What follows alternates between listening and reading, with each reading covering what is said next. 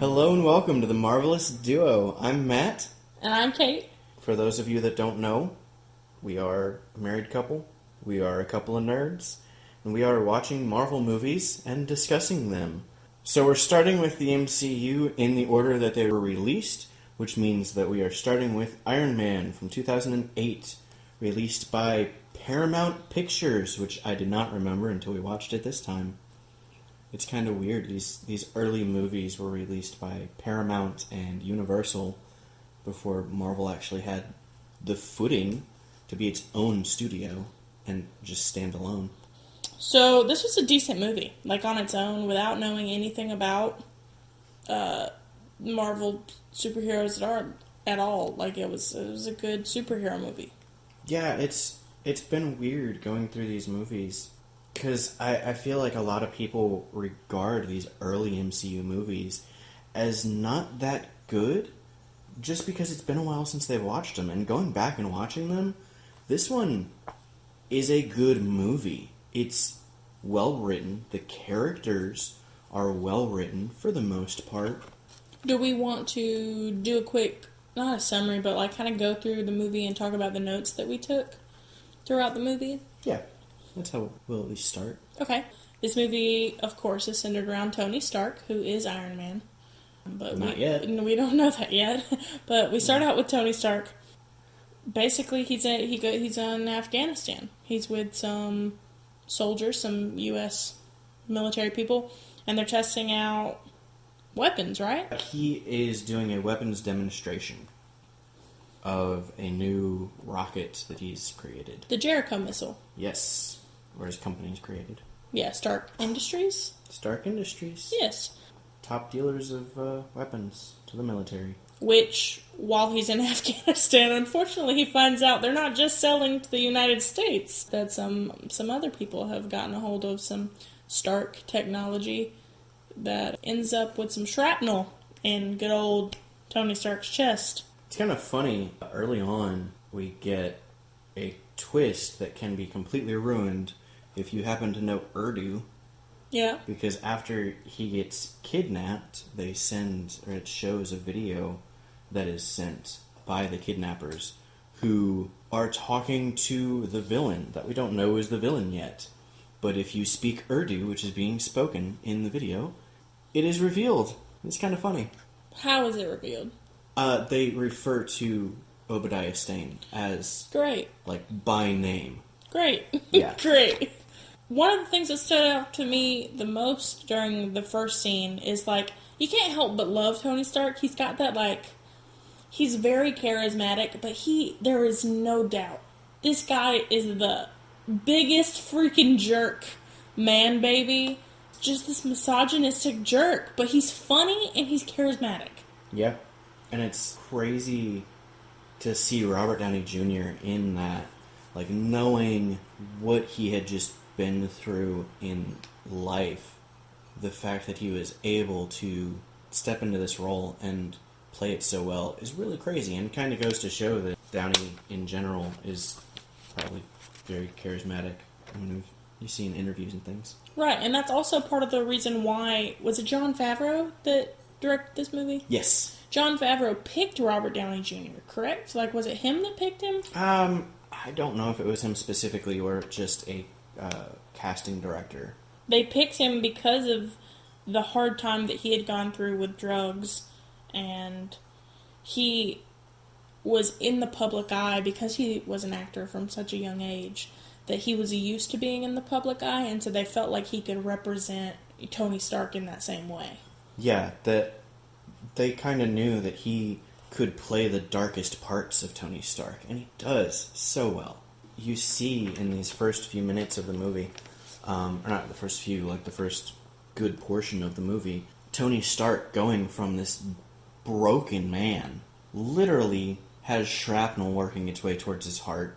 He was kidnapped in the middle of the Middle East, and yet he goes from that to freeing himself. Speaking of that shrapnel situation, you said the shrapnel was moving towards his heart, which they do say in the movie. Like, they make that's the reason why Tony has to make the arc reactor to make sure there is an electromagnetic field kind of Yes, blocking he's that using shrapnel. magnets to save his life, and he's using the arc reactor to like power the magnets. It's very Fringe science-y. So, yeah, so that prompted the question, does shrapnel move once it's inside of you? And I did my research. If it's in a body cavity, it moves because it's not in anything, so it could cause damage, like if it gets into a body cavity and it's just kind of floating around in there. The way that it was described in the Marvel Cinematic Universe was that it went into his muscle tissue, and then, like, the shrapnel knew how to make its way towards major organs like the heart. And that's not real science. Like, Yeah, it's comic book Fringe science because it was a Stark missile that the shrapnel is from. right. Like, this is probably some tech that Tony developed, or his company developed. There's a lot of stuff in here that is Fringe science. But that's why he had to build the arc reactor. Because when the guy saved him, what was that guy's name? Jensen! Yeah, when Jensen saves his life, Jensen just hooks him up to a car battery and is like, alright, Yep. I saved you. And then that's why Tony is like, now I can make the arc reactor. Which he already knew the configures for because Howard Stark had built a crazy big arc reactor, a long time ago. The arc reactor powers the Stark Industries building. Okay, so Howard Stark already had the plans for the base of, the arc reactor, and they didn't know how to use it. Like, they didn't know how to utilize it for anything other than a power source for Stark Industries. Yeah, it's a clean energy source. It's not that they didn't know how to use it, it's that Stark Industries focused on weapons instead of the energy race, which is what that was connected to. They kind of switched from the pet project of Howard Stark, which was energy. Right, but Tony weaponized it, and I think that was the biggest problem when they found out that Tony had created a suit and had weaponized it himself to save his life, of course. Obadiah Stane was so upset, he was like, Tony Stark built it with scraps in a cave. Yep. Tony Stark built it in a cave with a box of scraps. Is probably the thing that people remember about this movie the most. And also the guy that is like, well, I'm not Tony Stark. Yeah. Yeah. So Who crops up later? Yeah, he does show up later. That guy is important. If you're watching the movies along with listening to this podcast, which that would be funny. It would. Remember that face. You'll probably forget it by the time he comes back, but remember that face. Right. So Obadiah Stane is running Stark Industries. I don't think we mentioned that. He's running it while Tony is away. Like, while he has been kidnapped. That's why Obadiah is able to sell under the table to enemies of the U.S. without Tony recognizing it, without Tony noticing it. And then we are introduced to some other characters that are very common in the rest of the Marvel Cinematic Universe.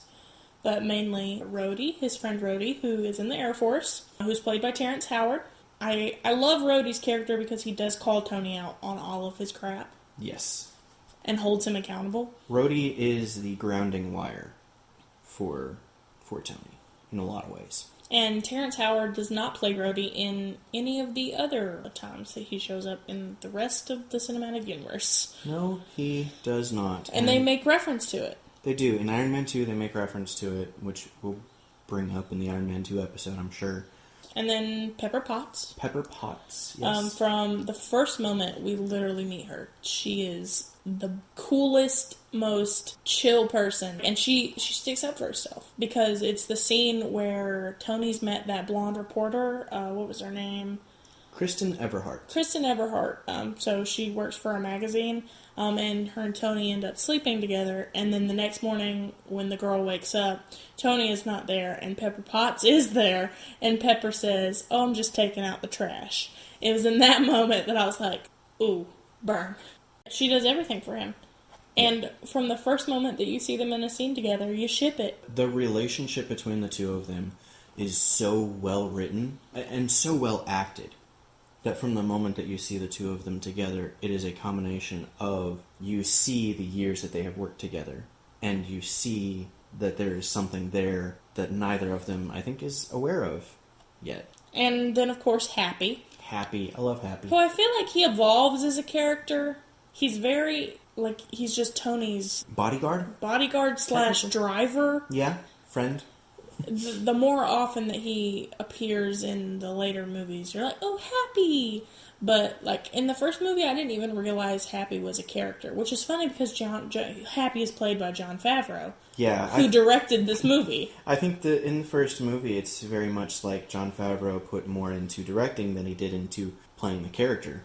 But later on, he definitely becomes a lot more important. We also meet Jarvis, who I will say is a character in his own right. He's not just a computer system. And what does Jarvis stand for? So, Jarvis stands for something crazy that was made up after the point, because originally Jarvis was an actual, like in the comics, Jarvis was the name of the butler for the Avengers. I believe for Tony Stark originally. There are some cartoons that he is the Avengers butler, and Iron Man isn't even a part of the Avengers during it. But for this iteration, he is a computer system, and Jarvis stands for just a rather very intelligent system. But we also find out in later movies, though, that Howard Stark did have a doorman the way that Happy is to Tony, named Jarvis. Yes. So, back to kind of what's going on is, in their war with the Middle East that they've got going on, the Ten Rings is brought up. Yes, the Ten Rings is a fantastic inclusion, I think, because they are straight out of the comics. They, in the comics, are led by the Mandarin. This iteration of them is not, but the fact that they threw them in there was, I think, the first of a lot of things that Marvel did in these early movies where they included things from the comics to get the comic book readers to watch the movies. And the ones that did, like, they put them in there and were like, oh, hey, I recognize that. And they didn't always follow through with them, but they put them in there to kind of keep the people.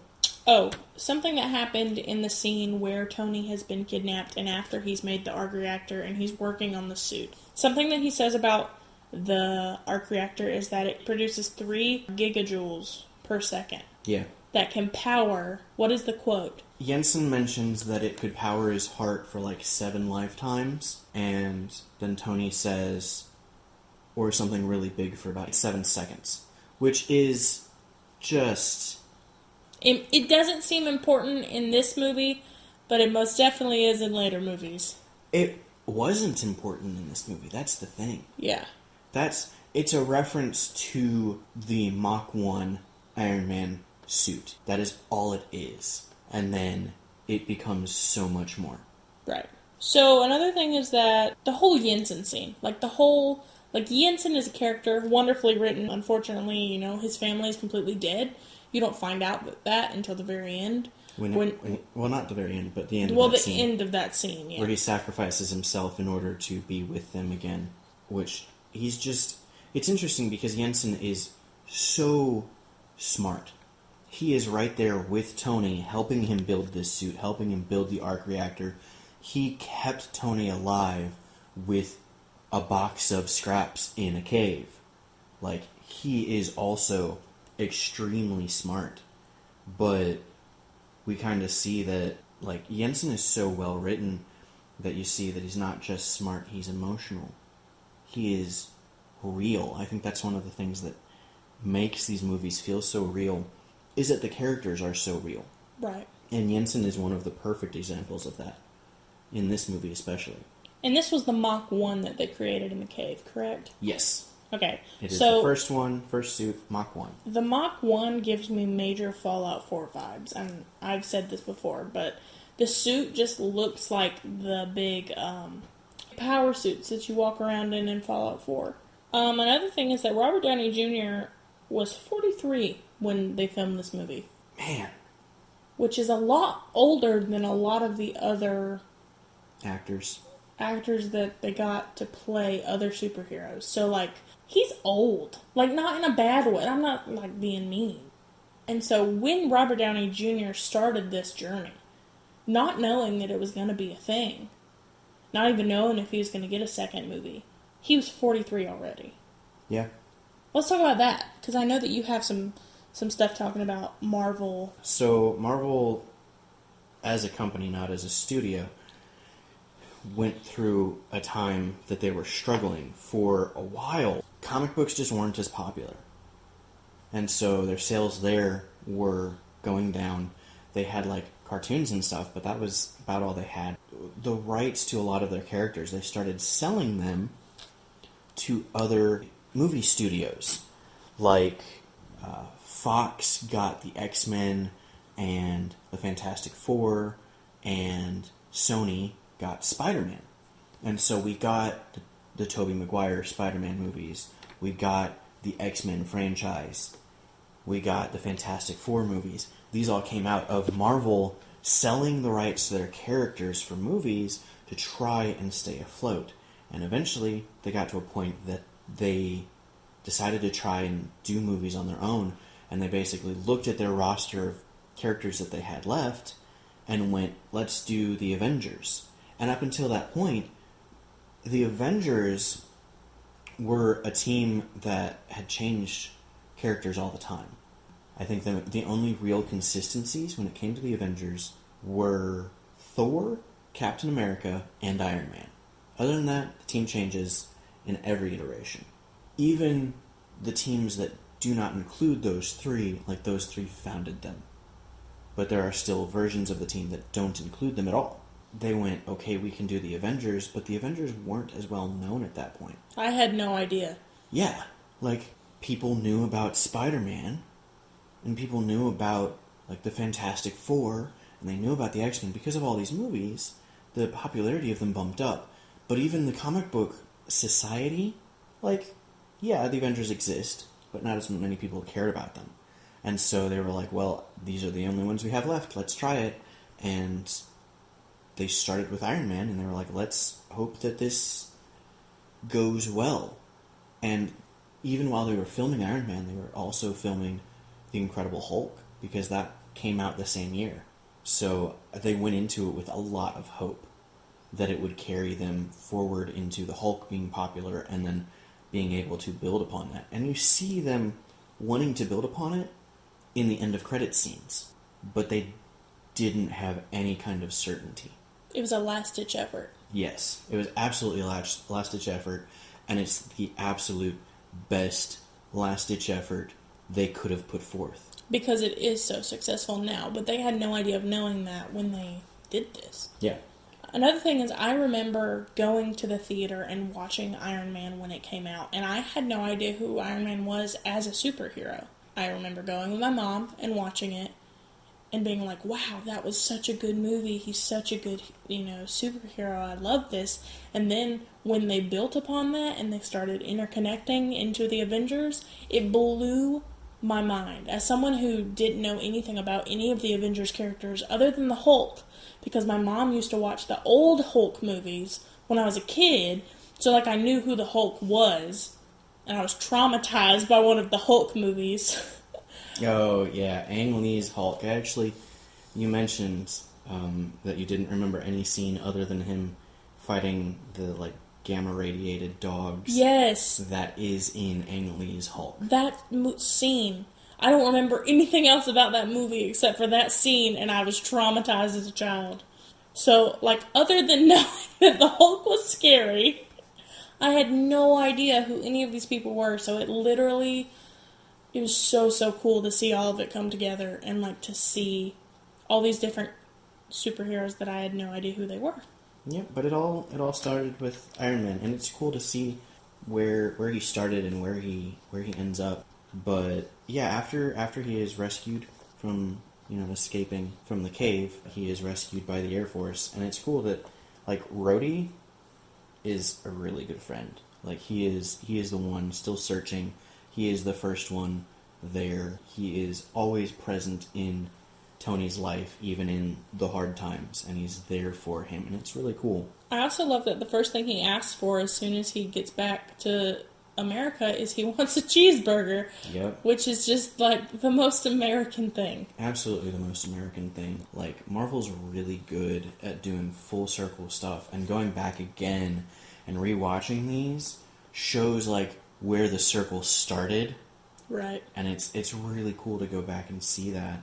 We also get introduced to Agent Colson, which is the first time that we see him, who is a part of S.H.I.E.L.D. Yeah, going back and watching this, I had forgotten that Colson was even in this movie. So, like, we see that Colson is important. Because Colson is directly connected, to S.H.I.E.L.D., a.k.a. Nick Fury. And Nick Fury does show up in a lot of the after-credit scenes and also a lot of the movies. Nick Fury's not in this movie, though. He's in the after-credit scene. Right. So, yeah, we see Agent Colson, introduction to S.H.I.E.L.D.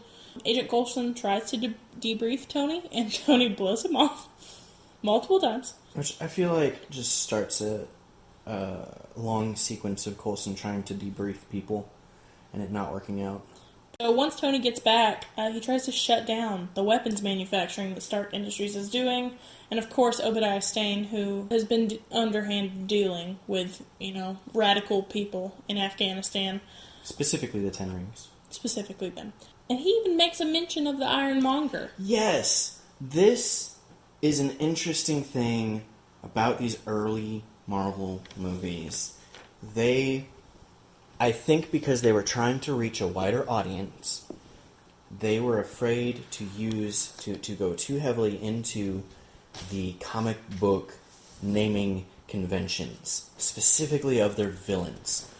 But they name drop them a lot. In this one, Obadiah Stane, in the comics, is Ironmonger. They do not refer to him as that. They just have one scene where he's talking to Tony, and he's like, I'm not some kind of ironmonger. And everybody that knew the comics went, oh my god, yes. And everyone else went, nothing. They didn't notice the scene. Which is why it actually kind of works. Like, Marvel did what they wanted to. They were very smart in their writing. And then, of course, we get introduced to Butterfingers, the arm crane, who is my favorite arm crane. He's so funny. Like, he's just the comedic relief while Tony's working on his next suit. Like, so cool. And, of course, the scene where Pepper has to replace Tony's arc reactor, where she has to reach down inside of him. That, I think, personally, may be the most important scene in the entire movie. Because of two lines by Tony Stark during that scene, which are, "You are the most capable, qualified, trustworthy person I know, and I don't have anyone but you." And both of those, the way that they are delivered, is just so quick and so natural that you don't really notice them. But then when you go back and watch, you realize that, like, there's so much heart behind those. There's so much heart from Tony when he talks to Pepper. And also the fact that Pepper keeps the old arc reactor and, like, makes a little box for it and puts it in his office for him.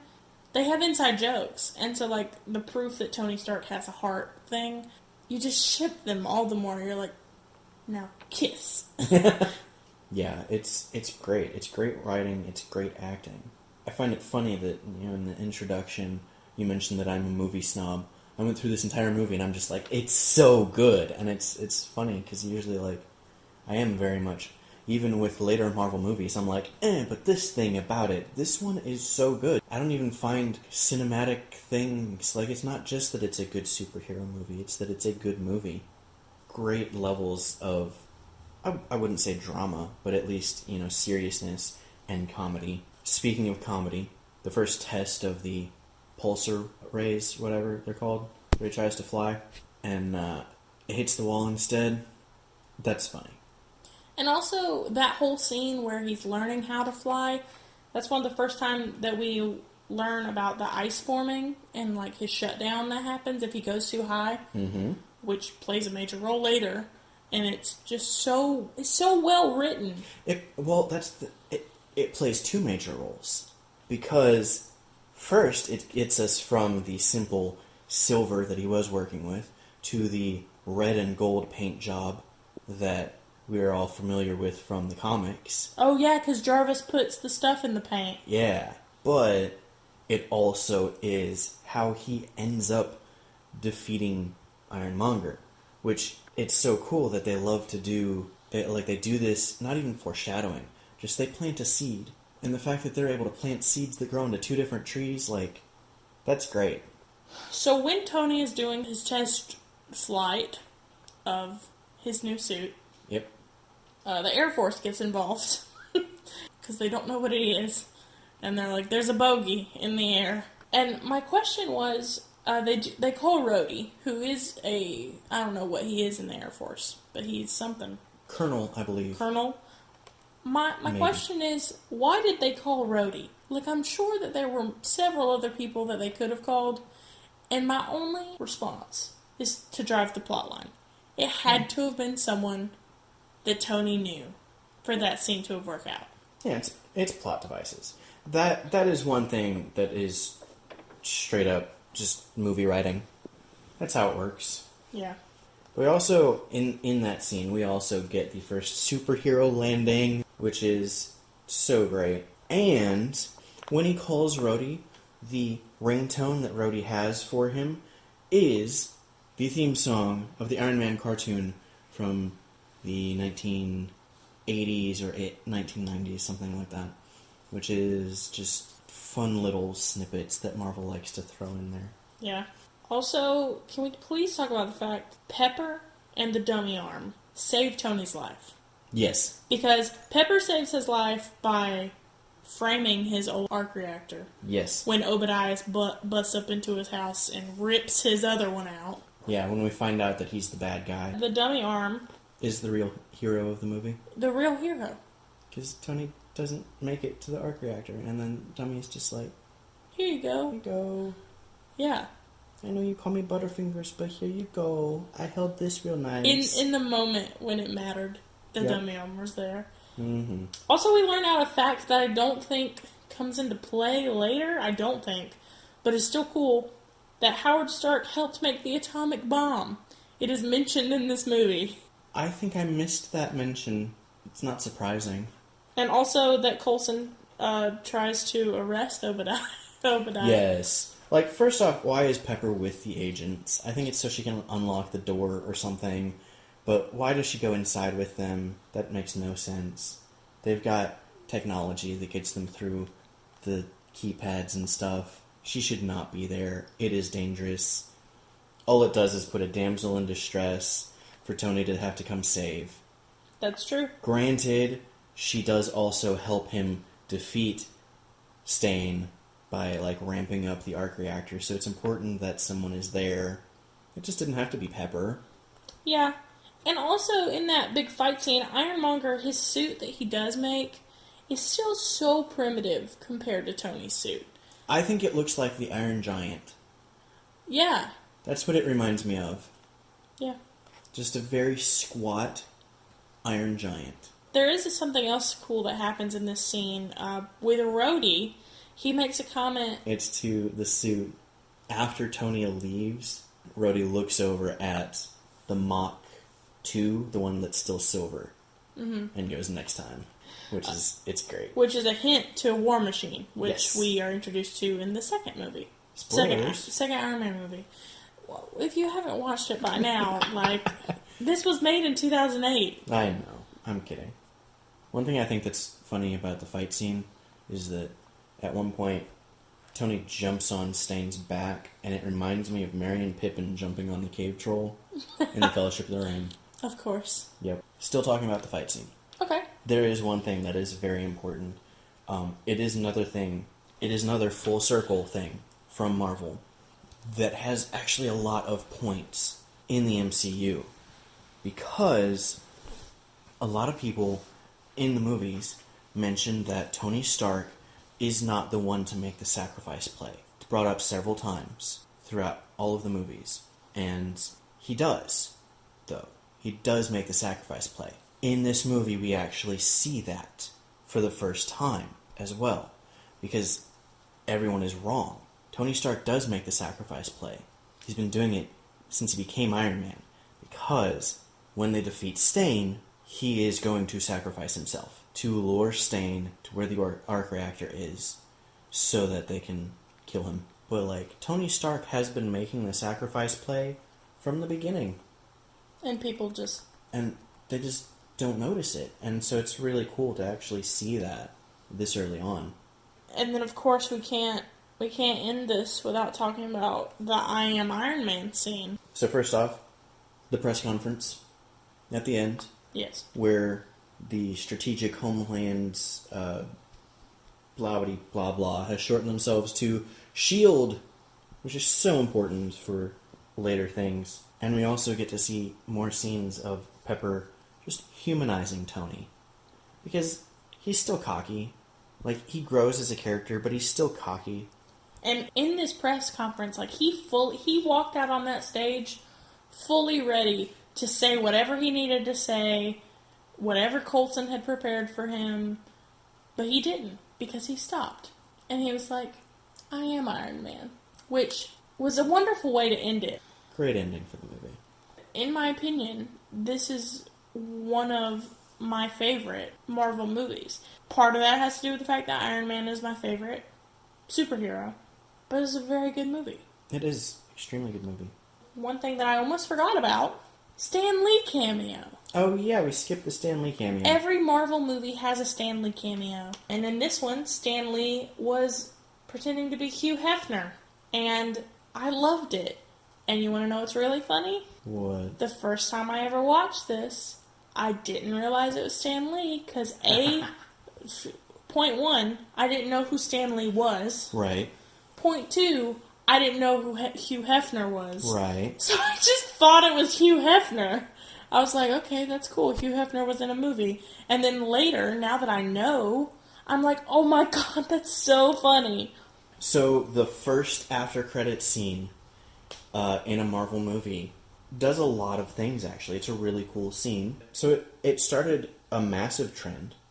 It introduces an extremely important character, and it hinted at hopes that Marvel had for the MCU.